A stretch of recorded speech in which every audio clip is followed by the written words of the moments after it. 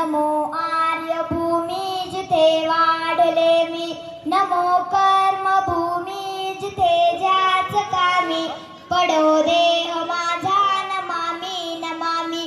परमपवित्र माझ्या या मातृभूमीला पहिला नमस्कार. ज्यांनी शिवरायांसारख्या पुत्राला जन्म दिला त्या राजमाता जिजाबाई, ज्यांनी अपार कष्टानं हे हिंदवी स्वराज्य स्थापन केलं ते शिवाजीराजे, आणि आज ज्यांच्यामुळे हिंदू म्हणून जगत आहोत ते केवळ शंभूराजे. या तीनही मायबाप लेकांना माझा मानाचा मुजरा. सह्याद्रीच्या कुशीतून एक हिरा चमकला, सह्याद्रीच्या कुशीतून एक हिरा चमकला, भगवा टेळा चंदनाचा शिवनेरीवर प्रगटला. हातात घेऊन तलवार शत्रूवर गरजला, हातात घेऊन तलवार शत्रूवर गरजला. महाराष्ट्रात असा एकच राजा होऊन गेला. वंदन करते त्या शिवछत्रपतींना ज्यांनी मराठी मातीत भगवा झेंडा रविला, ज्यांनी मराठी मातीत भगवा झेंडा रविला.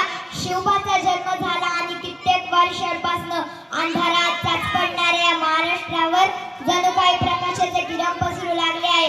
वयाच्या 16 वर्षापासून शिवाजी महाराजांनी स्वराज्याची सूत्रे हाती घेतली आणि स्वराज्याची घोडदौड सुरू झाली.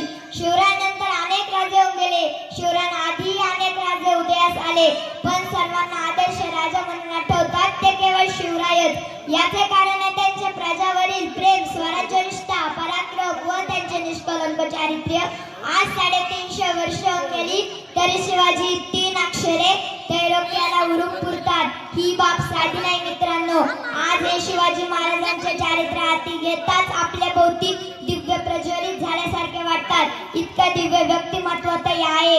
आज माझ्या मनामध्ये अंतकरणात दाटताना की माझ्या शिवरायांचे चारित्र्य हाती घेऊन बघा बघा इतिहास कसा भविष्यात घडतोय ते. म्हणूनच म्हणतात ना, आले किती गेले किती उडून गेला भरारा, आले किती गेले किती उडून गेला भरारा. संपला नाही आणि संपणार नाही माझ्या शिवरायांचा दरारा, माझ्या शिवरायांचा दरारा.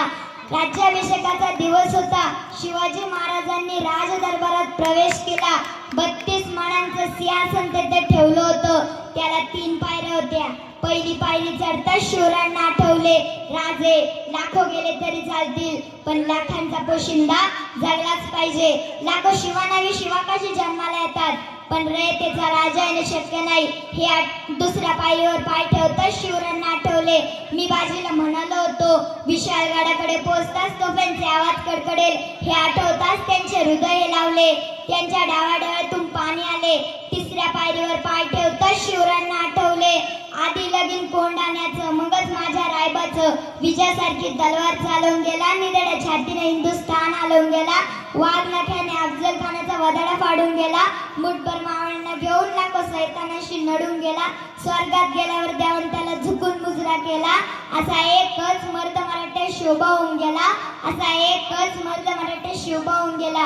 हवा वेगाने नव्हती पण हवेपेक्षा वेग जास्त होता. अन्याय विरुद्ध लढण्याचा इरादा नेक होता. असा जिजाऊंचा लेख लाखात नाही तर जगात एक होता. अशा महापुरुषाचा जय जयकार तर झालाच पाहिजे. कलम नव्हता, कायदा नव्हता तरी सुखी होती प्रजा. कलम नव्हता, कायदा नव्हता तरी सुखी होती प्रजा. कारण सिंहासनावर बसला होता माझा छत्रपती राजा, माझा छत्रपती राजा. थोर तुमचे कर्म जिजाऊ, उपकार कधी न मिटणार. थोर तुमचे कर्म जिजाऊ, उपकार कधी न मिटणार.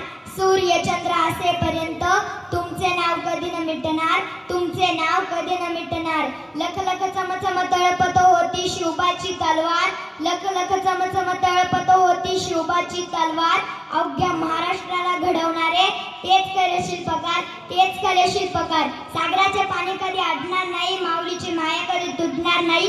सागराचे पाणी कधी आटणार नाही, माऊलीची माया कधी तुटणार नाही. हाच जन्म काय पुढचे 1000 जन्म गेले तरी नाथ शिवरायांचा कधी सुटणार नाही, नाथ शिवरायांचा कधी सुटणार नाही. अशा महापुरुषाचा जय जयकार तर झालाच पाहिजे. प्रौढ प्रताप पुरंदर क्षत्रिय कुलावतंस सिंहा